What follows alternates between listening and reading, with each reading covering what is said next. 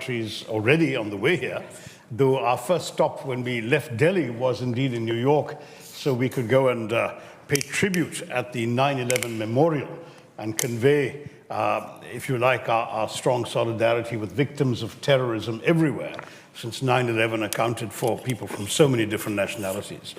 We then went on to Guyana, where we met the government, legislators. In every place we met government, legislators, think tanks, and media.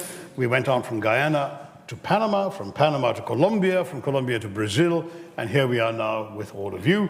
At the end of the Memorial Day recess, spending a day on Capitol Hill has been extremely rewarding because we were able to meet a number of congressmen and senators. And in fact, we've just come from a meeting with half a dozen senators who came up and said hello, all of them associated with either the Foreign Relations Committee or the Intelligence Committee. So broadly, what we are seeking to do in every country is to explain our version of events, our experience of the last few weeks, to seek the solidarity and understanding of those we meet and speak to.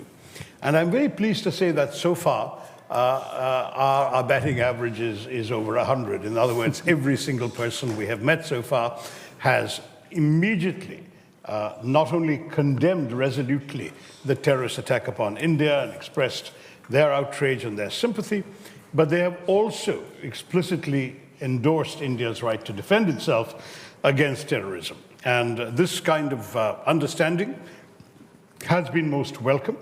We've had broader conversations everywhere because India is not going to be defined by one particular incident. We are a country with great ambitions for ourselves, for our people.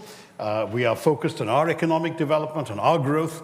We are focused on technology, on pharmaceuticals, and the whole range of activities that have marked us out as a significant player to be reckoned with in the world. And we're very happy to continue doing all of that. In fact, for us, this terrorist episode was a distraction. It was a most unfortunate and even frustrating experience to have this inflicted upon us at a time when we were focusing on growth. In fact, in Kashmir, it's very striking. The previous summer, we'd seen more tourism and more tourists coming than Aspen, Colorado gets every year.